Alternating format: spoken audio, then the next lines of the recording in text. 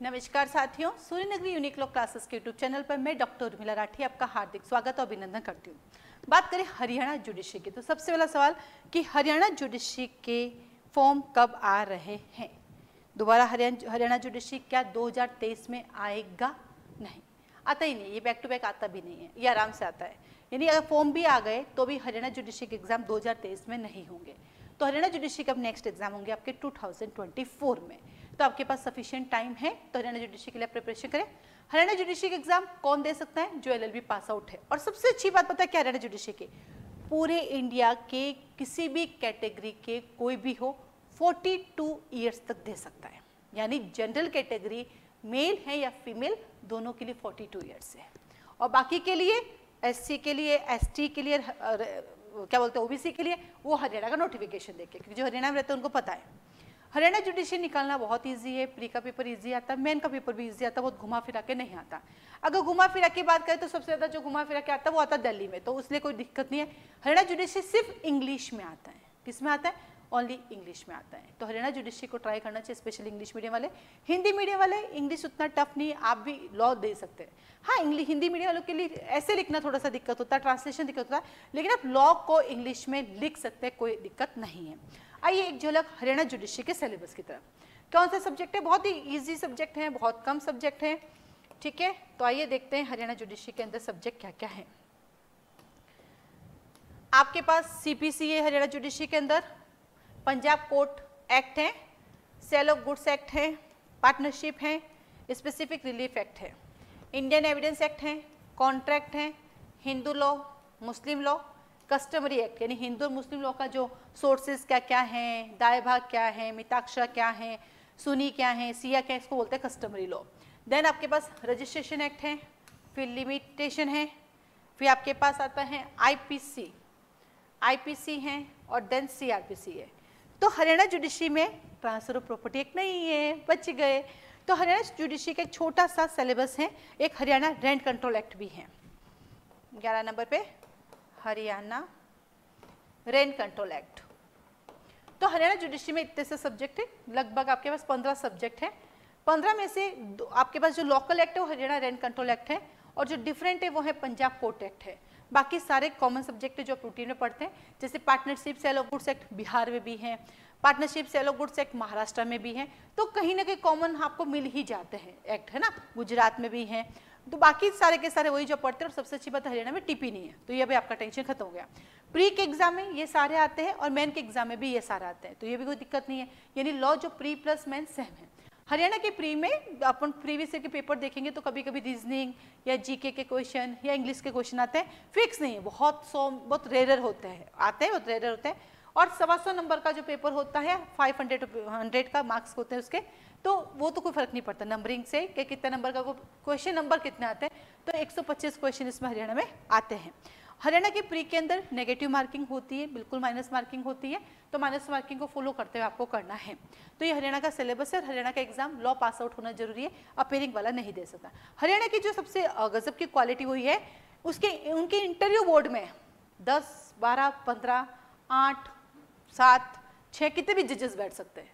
उनका बोर्ड जब आप जाते हैं इंटरव्यू देने के लिए, यहाँ से यहाँ तक से लंबा, आप डर जाते हैं क्या हो रहा है, इतने सारे लोग बैठते हैं हरियाणा में। तो कहीं ना कहीं वो आपको कॉन्फिडेंट चेक करना चाहते हैं कि आप कितना आपको आता है। जैसे हमारे बहुत सारे बच्चों ने एग्जाम दिया है यहाँ से। एक मेरा फाउंडेशन बैच की बच्ची है जिसका हरियाणा में सिलेक्शन हुआ है, बाकी मेरे मॉक इंटरव्यू के क्लासेस के जो बच्चे हैं उनका सिलेक्शन हुआ है। तो हरियाणा का रिजल्ट काफ़ी अच्छा रहा हम लोगों के पास। चलिए आगे चलते हैं। तो ये हरियाणा का सिलेबस था, जैसा कि मैंने आपसे बताया कि सूर्य नगरी यूनिक लॉ क्लासेस ने एक सीरीज स्टार्ट की हर स्टेट के लिए। हर स्टेट की जो भी सिलेबस है उसको डिस्कस करना है, कौन दे सकता है, क्या दे सकता है, उसके साथ साथ उनके सब्जेक्ट जितने भी सब्जेक्ट है, जैसे इसमें 15 सब्जेक्ट है तो 15 वीडियोज मिलेंगे आपको। हर सब्जेक्ट का ओवरव्यू होगा, उस ओवरव्यू से आपको पता चल जाए वो कानून कहना क्या चाहते हैं, ताकि आप उसको इजी वे में प्रिपेयर कर सकते हैं।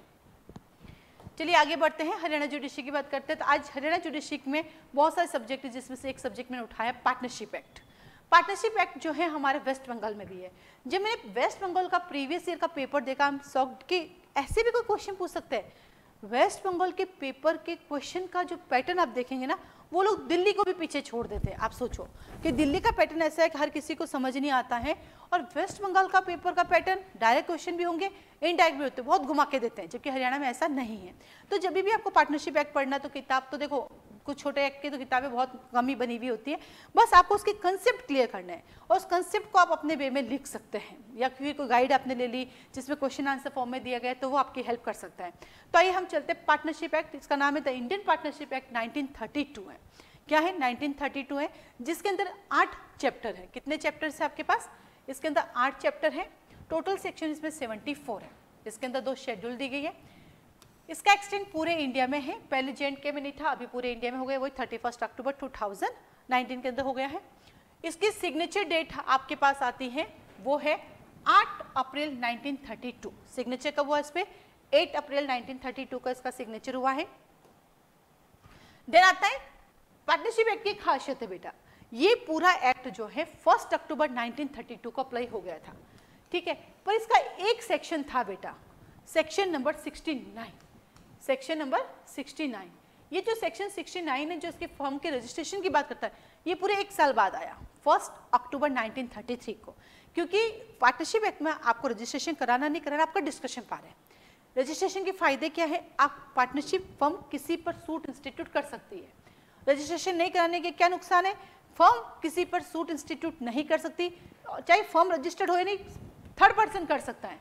तो फर्म को अगर खुद को किसी पर सूट इंस्टीट्यूट करना है, उस केस में फर्म का रजिस्ट्रेशन होना जरूरी है। उसके बाद चलते हैं हम लोग चैप्टर नंबर 1 जो सबका है, वो इसका है प्रीलिमिनरी के करता है, सेक्शन नंबर 1, 2, 3। चैप्टर 2 कहता है आपके पास कि पार्टनरशिप फर्म की नेचर क्या होगी। 4 to 8 नेचर मीनिंग हो, ये कैसी होगी, ये पर्टिकुलर पार्टनरशिप होगी या फिर पार्टनरशिप एट विल होगी, इच्छाधीन होगी, तो उसका नेचर क्या है वो हम बात करते हैं। 4 से 8, 4 दूनी 8। तो चैप्टर 1 कहता है मैं तो प्रीलिमिनरी हूँ, मैं आपका 1, 2 का 3 हूँ। चैप्टर 2 कहता है मेरा नेचर क्या होगा, मैं 4, 2 का 8 हूँ। जब नेचर आ जाती है तो रिलेशनशिप लानी पड़ेगी, पार्टनर्स के एक दूसरे के बीच क्या रिलेशनशिप होगी। तो relation of partners one another 9 to 17, तो पार्टनर्स के आपस में रिलेशनशिप चाहिए भैया, ऑनेस्टी चाहिए, तो काम कैसे करोगे, तो वो आता है आपके पास 9 से 17। तो चैप्टर 1 कहता है मैं प्रीलिमिनरी हूँ, मैं 1, 2 का 3 हूँ। चैप्टर 2 कहता है नेचर क्या है, मेरी 4 से 8 है। और 3 कहता है हम आपस में एक दूसरे की रिलेशनशिप अच्छी होगी तभी तो काम कर पाएंगे, जो बात करता है आपके 9 से लेकर 17 तक। चैप्टर नंबर 4 कहता है अब थर्ड पर्सन के साथ रिलेशनशिप, पहले आपस में तय करो, फिर तीसरे पर्सन के साथ आप रिलेशनशिप तय करो। 18 से 30, यहाँ पे 2 सेक्शन दोनों काम के, 18 भी काम का है, 30 भी काम का है। 18 कहता है कि पार्टनर्स एक दूसरे के लिए एजेंट होंगे, और ये क्वेश्चन जो है नेट के एग्जाम में आता रहता है, पार्टनर्स एक दूसरे के लिए एजेंट होते हैं। और सेक्शन जो 30 है वो बात करता है माइनर्स, माइनर कभी भी पार्टनर नहीं हो सकता। जो माइनर है वो सिर्फ बेनिफिट के लिए उसको जोड़ा जा सकता है, क्योंकि पार्टनरशिप का जो भी स्टेटस होता है वो कॉन्ट्रैक्ट के थ्रू होता है, और माइनर कॉन्ट्रैक्ट कर ही नहीं सकता। कैसे पता चला? कॉन्ट्रैक्ट एक्ट सेक्शन नंबर 11 के तहत ICA Indian contract act clear कर दिया कि पार्टनर माइनर कॉन्ट्रैक्ट नहीं कर सकता, मोहरी बीवी वर्सेस धर्मोदास घोष में। इसलिए जब वो कॉन्ट्रैक्ट नहीं कर सकता वो पार्टनर ही बन सकता, बट हाँ उसकी प्रॉपर्टी को बेनिफिट के लिए हम यूज कर सकते हैं। फिर वो मेजर हो जाता है तो उसका एक टाइम पीरियड रहता है, एक ड्यूरेशन होता है, एक प्रोसेस होता है, फिर वो पार्टनर बन सकता है। चैप्टर 5 कहता है इनकमिंग आउटगोइंग पार्टनर्स। आज तक अपन ने सुना मोबाइल में इनकमिंग आउटगोइंग होता है, आज अपन यहाँ पे भी देखते हैं इनकमिंग और आउटगोइंग होता है। इनकमिंग आउटगोइंग पार्टनर्स हैं, आते रहो जाते रहो, चलता रहता है। सेक्शन नंबर 31 से 38 तक। फिर जब इनकमिंग आउटगोइंग होती है तो मैटर भी खत्म हो सकता है, तो डिसोल्यूशन ऑफ फर्म की बात करता है 39 से 55। यहाँ से मेन का क्वेश्चन बनता है सेक्शन 39 से लेकर 45 तक। मेन का एक क्वेश्चन फिक्स है, डिसोल्यूशन के मैनर्स बताइए, कैसे कैसे डिसोल्यूशन किया जाता है 39 से 55। डिसोल्यूशन होते रजिस्ट्रेशन, अब डिसोल्यूशन होगा बेनिफिट कब मिलेगा कब नहीं, हम आपका रजिस्ट्रेशन देखेंगे। तो रजिस्ट्रेशन फॉर्म 56 से 71, और उस रजिस्ट्रेशन के लिए हमें सप्लीमेंटल चाहिए होता है जो बात करता है 72 से 74। तो पार्टनरशिप एक्ट जब आप पढ़ने बैठेंगे बहुत ईजी है, जल्दी जल्दी समझ में भी आएगा, बिकॉज पहले तो 90s में आ गया, जो भी 80s वाले हैं 80, 72 कॉन्ट्रैक्ट, ICA है ना, या फिर जो क्या टीपी, ये थोड़े कम समझ में आते हैं, लेकिन जो अभी वाले हैं 1900 के बाद वाले, वो थोड़े समझ में जल्दी आता है। सेकंड, पार्टनरशिप का काम हमारी लाइफ में कहीं ना कहीं पड़ता रहता है, हम सुनते रहते हैं, इसलिए भी समझ में आता है। थर्ड वन है कि जब लॉ आप पार्टनरशिप एक्ट जो पूरा पढ़ लेते हैं बैरिक से, तब तक तो ठीक है, उसके बाद जो नई चीज़ें हैं वो आपको सर्च करनी पड़ेगी, क्योंकि क्वेश्चन केवल बैरिक से नहीं चलता है, इसमें एक्स्ट्रा बातें भी आपको ऐड करनी पड़ती हैं। तो ये एक सब्जेक्ट है जो कि पार्टनरशिप एक्ट कहाँ कहाँ आता है, हरियाणा में भी आता है, बिहार में भी आता है, ये पार्टनरशिप जो है आपके महाराष्ट्र में भी आता है, तो बहुत सी जगह पे इसका रोल रहता है। इसी के साथ ही साथ जैसे मैं आपको बताऊंगी कि सूर्यनगरी यूनिक लॉ क्लासेस जो है हरियाणा जुडिशरी के लिए फाउंडेशन बैच चलाते हैं। हरियाणा जुडिशरी के फाउंडेशन बैच है, हमारे यहाँ पे कोर्सेज चलते रहते हैं, बैचेस स्टार्ट होते रहते हैं, आप बैचेस ज्वाइन कर सकते हैं। जनरली जो टाइम होता है हमारे वो होता है 7:30 से लगा के 9:30 होता है, इवनिंग के अंदर 5 to 7 होता है। ऑनलाइन ऑफलाइन दोनों बैचेस अवेलेबल है। तो बैचेस की डिटेल अगर आप चाहिए तो आप मुझे कॉल कर सकते हैं, मैसेज कर सकते हैं। हरियाणा जुडिशरी के फाउंडेशन बैच की कितनी फीस है उसके बारे में पता कर सकते हैं। साथ ही साथ हरियाणा जुडिशरी के मेन के टेस्ट सीरीज भी अवेलेबल होती है हमारे पास, प्री की टेस्ट सीरीज भी अवेलेबल होती है, आप वो भी उसके बारे में पता कर सकते हैं। हरियाणा के अंदर मॉक टेस्ट सीरीज भी हमारे एग्जाम के पहले चलती है, उसके बारे में पता कर सकते हैं। इंटरव्यू की क्लासेस भी चलती हैं। तो फाउंडेशन बैच 0 से Z तक पढ़ाते हैं, सारे सब्जेक्ट कंप्लीट पढ़ाते हैं, जीके जीएस को छोड़कर। हरियाणा के मेन में हिंदी आती है, इंग्लिश आती है, तो हिंदी ऐसे इंग्लिश ऐसे करवाते हैं, ट्रांसलेशन कराते हैं, गद्य पद्य वो नहीं कराते, बाकी सारा कराते हैं। तो और कोई क्लास की जानकारी हरियाणा जुडिशरी से लेकर आप मुझे कॉल मैसेज कर सकते हैं। बाकी के 14 ऐड के ओवरव्यूज भी मैं जल्दी ही डालूंगी, 1 by 1 डालती रहूंगी। आज के लिए धन्यवाद।